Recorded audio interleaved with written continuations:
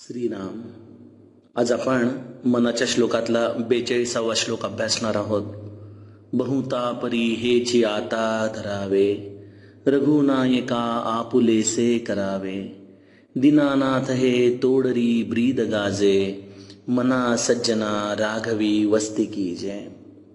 ज्या आपल्या मनाला एक प्रकारे सज्जन असं संबोधत समर्थांनी आपल्या मनाला कायमस्वरूपी वास्तव्य कुठं करावं, अशा स्थानाचं, अशा आपल्या भगवंताचं जे स्थान आपल्या मनाला दाखवण्याच्या दृष्टीने हे 5 श्लोकांची रचना केली. त्यातील हा शेवटचा श्लोक. समर्थ माऊली मनाला म्हणतीये की हे मना, या शाश्वत ठिकाणी, या भगवंताच्या ठिकाणी कायमस्वरूपी जर तुला वास्तव्य करून राहायचं असेल, जर तुला आपल्या संकल्प विकल्प या दोन्ही गोष्टींमधून जर बाहेर पडायचं असेल, तर त्याचं रहस्य, त्याचं मी मर्म तुला सांगतो. आणि हे मर्म मी फक्त केवळ माझ्याच अनुभवाने सांगत नाही, तर अनादी काळापासून ज्या पद्धतीने अनंत लोकांनी आपला उद्धार साधून घेतलेला आहे, त्याच पद्धतीचं विवरण मी तुला सांगत आहे. कारण की बऱ्याचदा आपण एखादा उपदेश जर एखाद्याला केला, तर त्या उपदेशाचा दाखला, त्या उपदेशाचा पुरावा देखील आपल्याला देणं गरजेचं आहे. अनादी काळापासून ज्याने या आत्मतत्वाची प्राप्ती करून घेतलेली आहे, त्या आत्मतत्वाच्या प्राप्तीमध्ये ज्ञान, योग, यज्ञ, जप, तप ह्यापैकी जरी सगळ्या गोष्टी या साधनेच्या अनुषंगाने आपल्या बरोबर आल्या असल्या, तरी जसं अनेक ठिकाणून येणाऱ्या रेल्वे गाड्या जशा एकाच जंक्शन स्पॉटवर येतात, त्याप्रमाणे कुठलाही साधक हा भक्ती मार्गाने येऊ दे, नाहीतर योग मार्गाने येऊ दे, ज्ञान मार्गाने येऊ दे, किंवा आणखीन कुठल्या हटयोगाच्या साधनांनी ज्ञान मार्गाने येऊ दे, या सगळ्या रेल्वे गाड्यांना शरणागतीचं जंक्शन आल्याशिवाय त्यांना आत्मतत्वाची प्राप्ती झालेली नाही. हे त्रिवार सत्य आहे.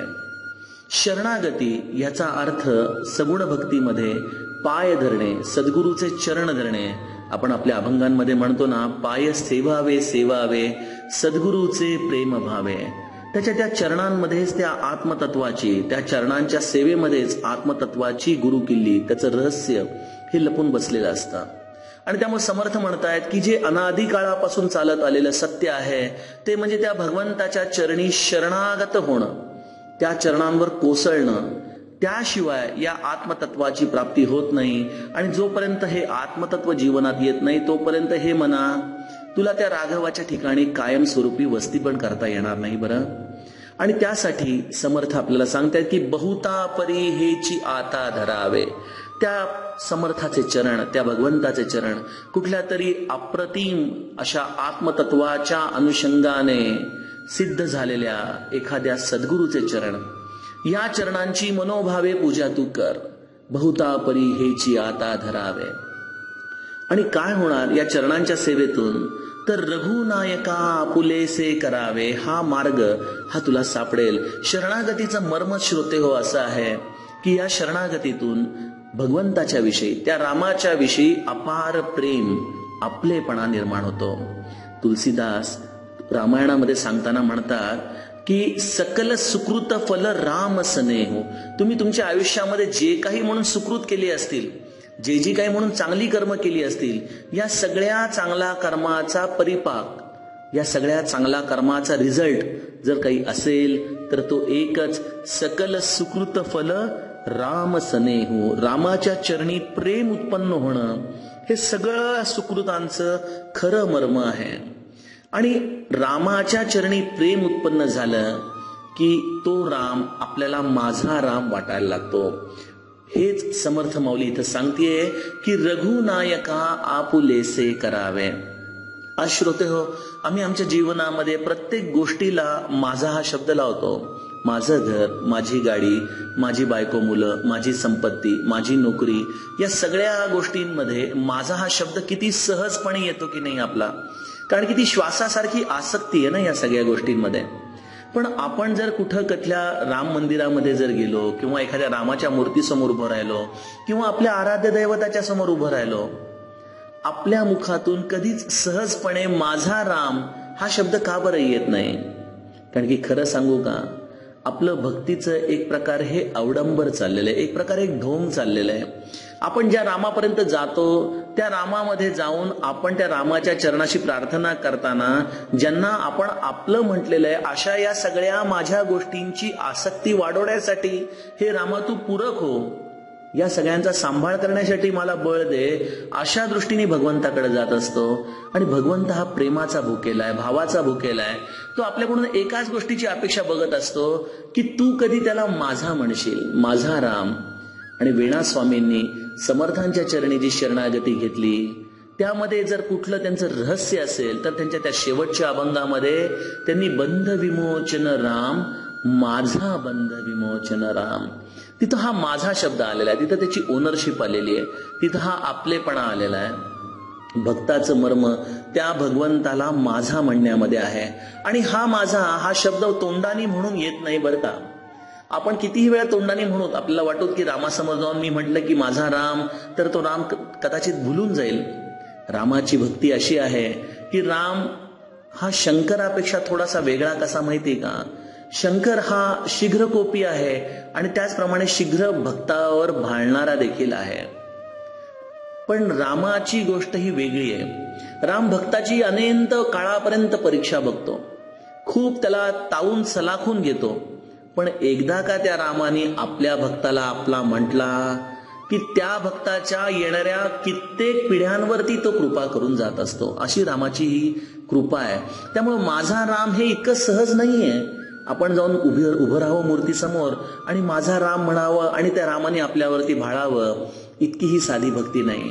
हा माझा या शब्दामध्ये जे जे काही म्हणून तुमच्या अंतःकरणामध्ये आज आसक्ती रूपाने भरलेलं आहे, त्या आसक्ती रूपाने भरलेल्या प्रत्येक गोष्टीवर हे सगळं माझ्या रामाचं आहे, ही प्रॉपर्टी ट्रान्सफर करता यायला पाहिजे, हे सेल डीड करता यायला पाहिजे आपल्याला. मग काय, माझं घर हे कोणाचं आहे, माझ्या रामाचं आहे. माझी मुलं बाळ त्याची इच्छा, माझा पैसा अडका त्याच्या कृपेने, आज मी जो काही आहे त्याची शक्तीने आहे. ह्याच्या पुढं काय होणार आहे, रामाच्या इच्छेने होणार आहे. भूतकाळामध्ये काय घडलं ते माझ्या रामाच्या चरणी मी अर्पण केलं. माझ्या जीवनातल्या कर्तव्यपणाची शक्ती माझ्या रामाची शक्ती आहे. या प्रत्येक गोष्टीमधलं माझं ममत्व या रामाच्या भूमिकेतून मी काढू शकतो. आणि जेव्हा या भूमिकेचं तावून सलाखून अगदी अंतःकरणामध्ये कुठल्याही परिस्थितीमध्ये माझं ममत्व जर शिल्लक राहत नसेल, आमच्या महाराजांच्याकडं पूज्य भाऊसाहेब म्हणून एक अत्यंत मोठे सत्पुरुष त्यांच्या चरणाशी शरणागत झालेले, किती शरणागत झाले की त्यांना मध्यरात्री कुठल्या तरी स्वप्नामध्ये कुठल्या तरी माणसाने येऊन त्यांच्यावर काहीतरी भूतविद्या वगैरे, काहीतरी मूठ वगैरे मारतो असा काहीतरी त्यांना शाप देण्याचा प्रयत्न केला. तर यावरती त्यांच्या अंतःकरणातून स्वप्नामध्ये एकच आवाज आला की तुला जे करायचं असेल ते कर, फक्त माझ्या स्वामींना विचारून कर बरं का, माझ्या महाराजांना विचारून कर. म्हणजे स्वप्नामध्ये देखील, गाढ सुषुप्तीमध्ये देखील होणाऱ्या घटनांचा सगळा कर्ता भाव हा रामाकडे गेला. इथं आसक्तीची मुळं तुटतात श्रोते हो. आणि मग इथं आसक्तीची मुळं तुटली की हा माझा राम तोंडाने म्हणावा लागत नाही. आणि हे समर्थांचं म्हणणं आहे की रघुनायका पुलेसे करावे.